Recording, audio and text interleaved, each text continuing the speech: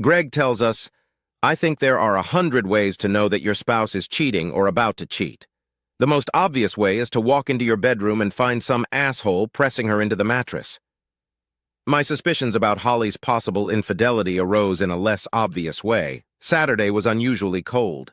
One of my chores was to put winter tires on Holly's Escape. I smiled as I got into her car.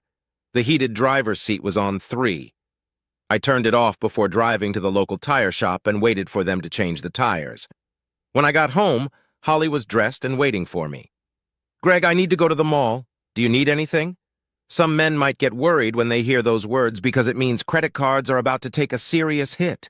But Holly makes her own money, never overspends, and best of all, it meant I could relax in front of the TV and watch Saturday Night Football. Holly didn't let the relaxation go. Try not to spend all day in front of the TV. The kids need some father time. Okay, sweetheart. 3 hours later, Holly returned to the house with one bag. Not bad for 3 hours, I thought to myself. Then I remembered something. Baby, I left my sunglasses in your car. You forgot them. I put them in the console. I walked over to her car to get my sunglasses. As I reached out to get them, I couldn't help but notice that the seat heaters on her side were back to 3. But why was it 2 inches on the passenger side? Back at the house, I found Holly in the kitchen.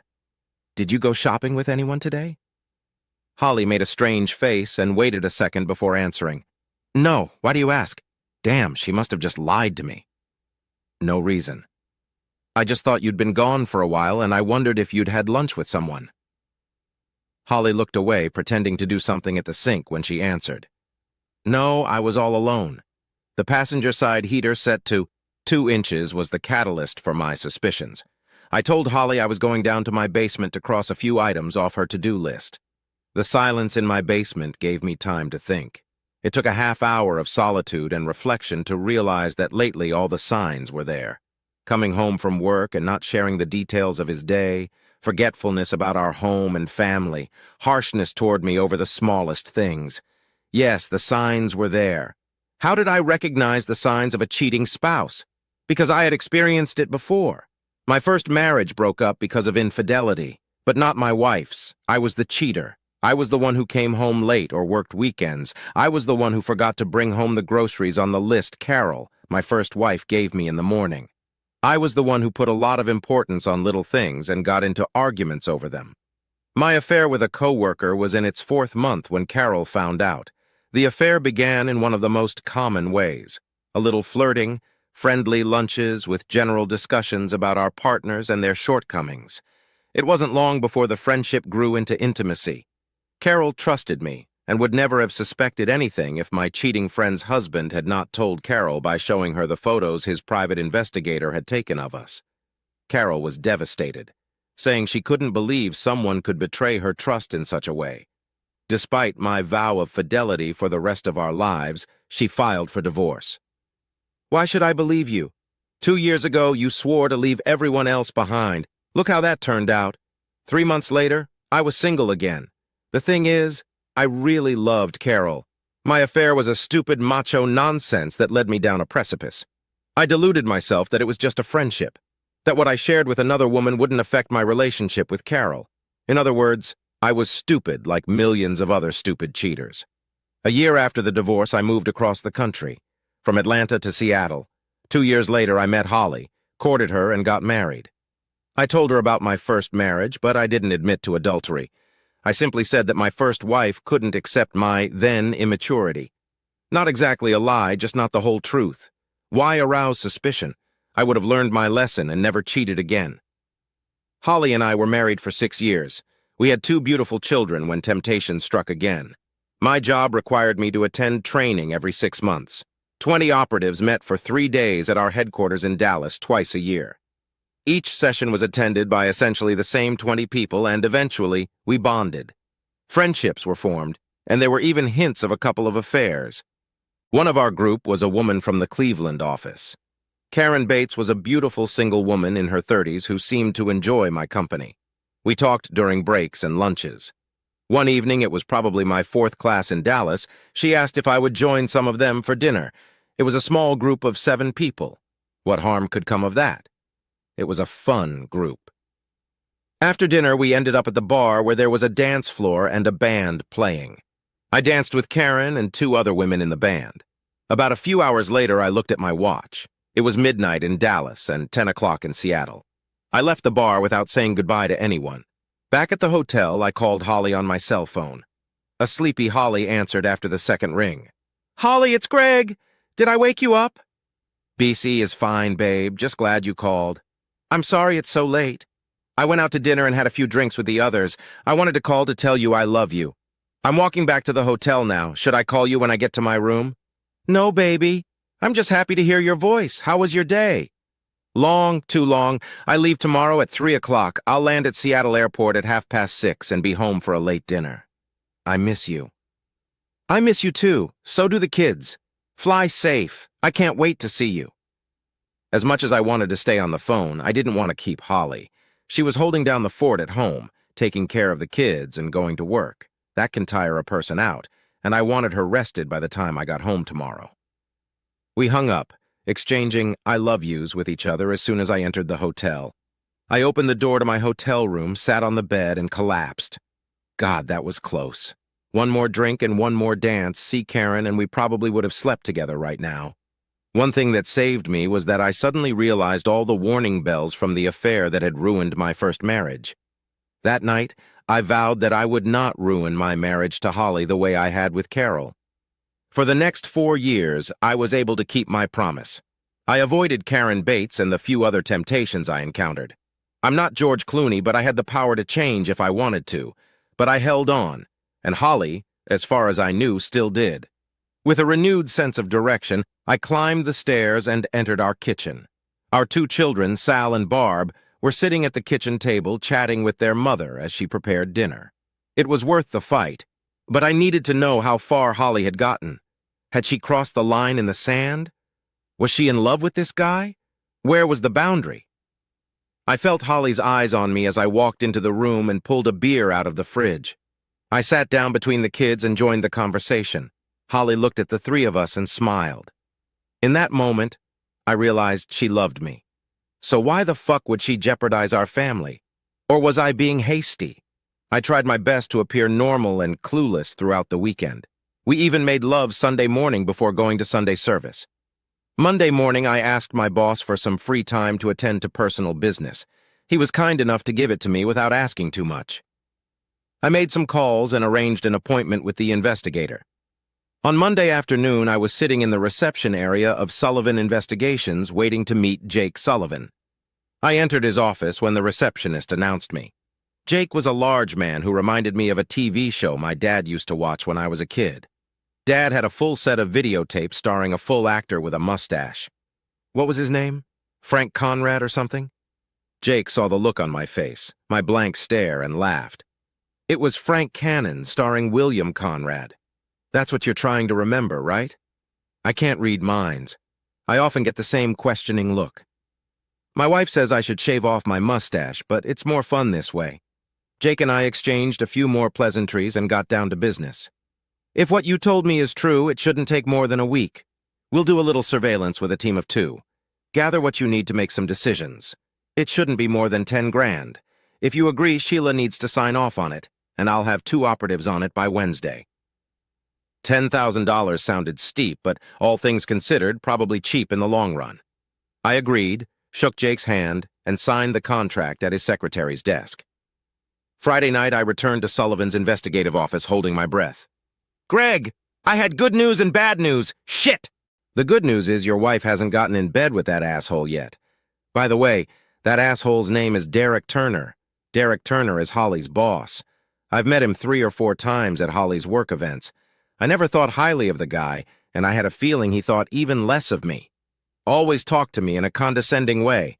I had to admit he was a handsome man about our age and kept himself in shape. As that flashed through my mind, I noticed Jake watching me, waiting.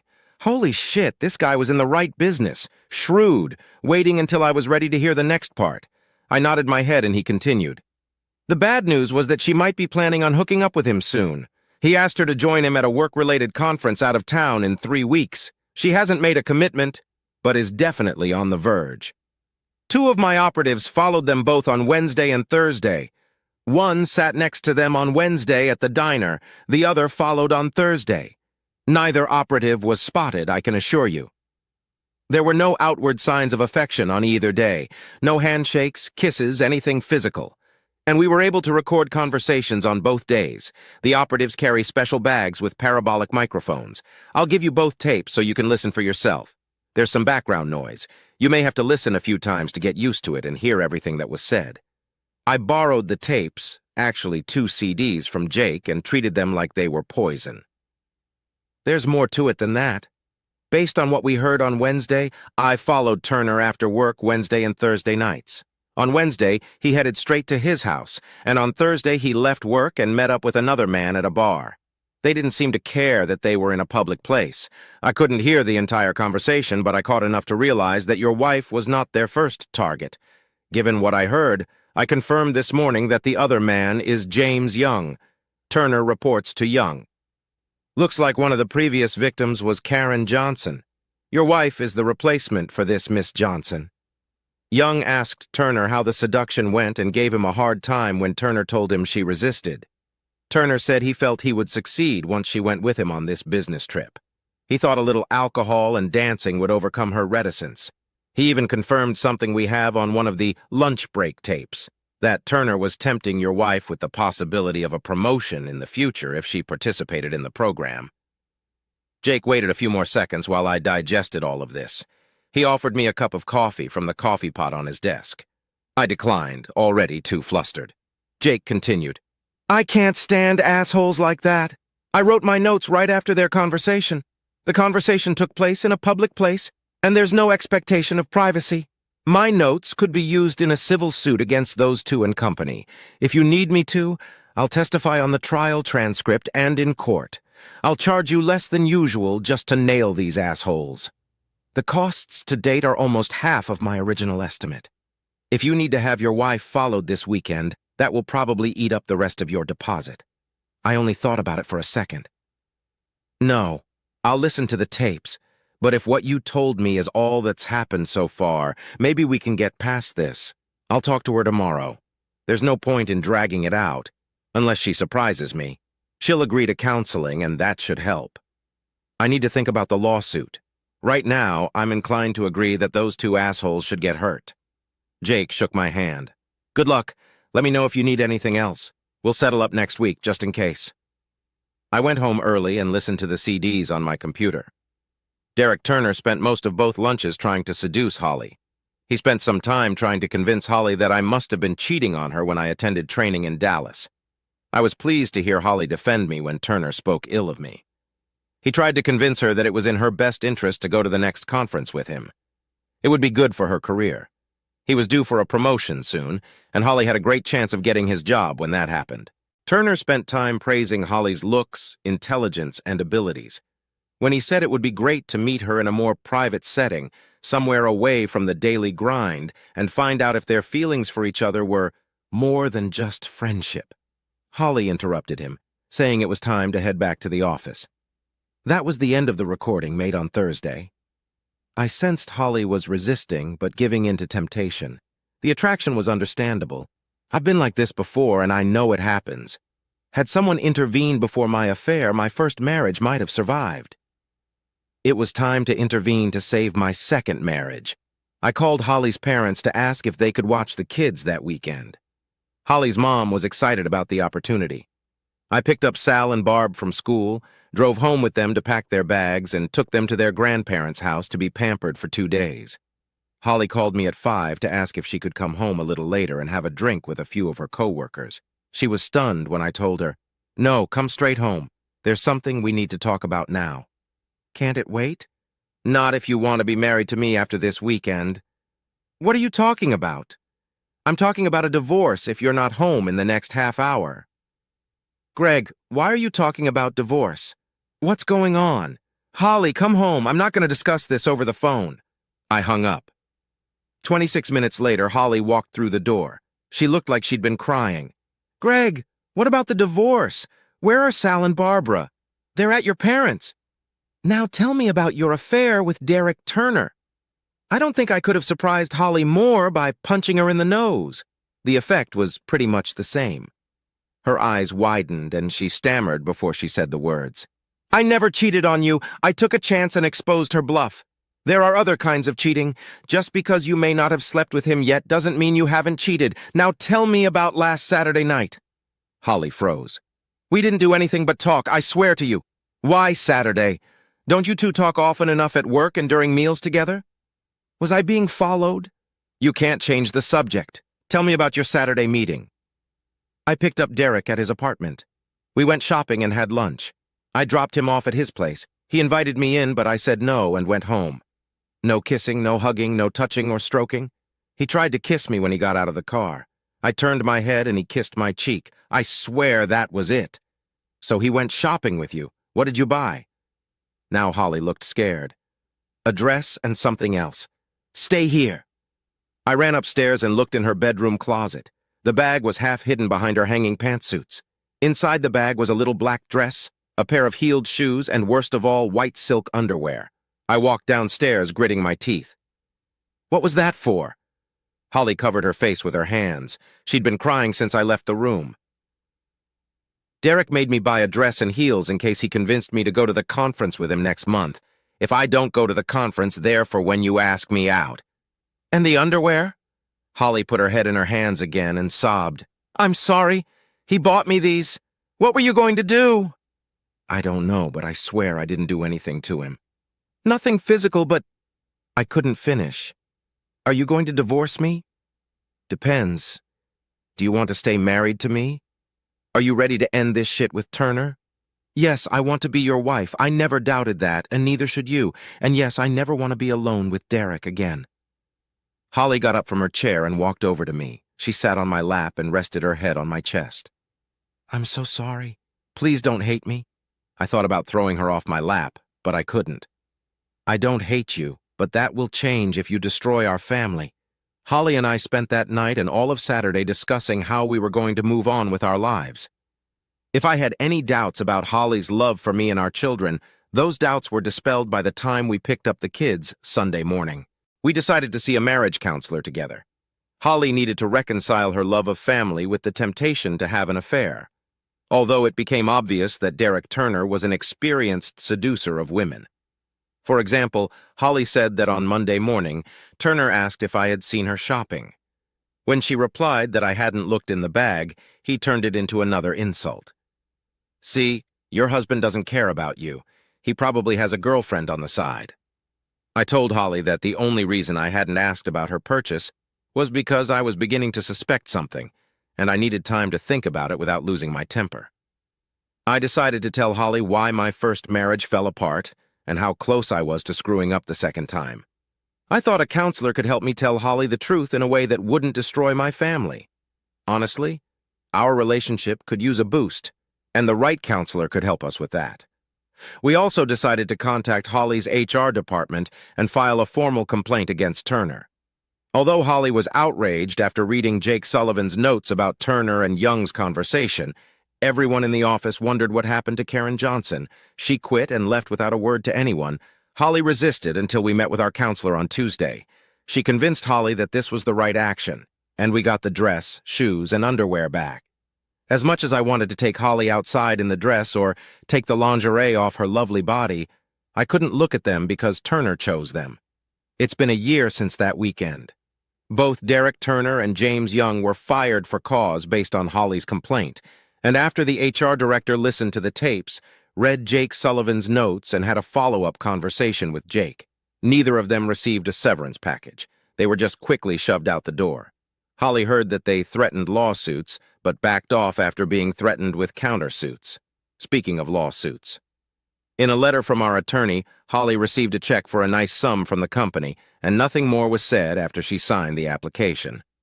We might have been tempted to press the issue, but Holly's company did the right thing. They got rid of the bad guys and settled with her quickly. The counselor really helped us with our problems. Holly was surprised when she heard the real reason my first marriage failed. She was hurt when, during our first session, I told her how close I was to cheating on her. The reason I decided to come clean was simple. Holly needed to know that she wasn't the only one who could be tempted. Our marriage would be stronger if she didn't carry the weight of guilt. After all, neither of us had crossed a physical line, which made the emotional boundaries we crossed still destructive, but not unforgivable. I truly believe that Holly and I are happier now than we were in our first year of marriage. Both kids are doing great. It's probably easier to raise children when parenting is done by two adults who love each other. Several important lessons have been learned. First, don't use another person to replace the emotional support you should be getting from your spouse, especially when the other person has a reason to erect barriers between you and your spouse. This may start with friendly dinners, but often ends up in bed. Second, if you are doing something you are embarrassed to tell your spouse about, you probably shouldn't be doing it. Third, communication. Are you having problems with your spouse? Let him or her know about it. I'm not being naive. There are marriages that communication and information sharing won't save, but if your marriage is worth saving, make time to communicate. Well, either way, that's my 2 cents, and they're worth every penny.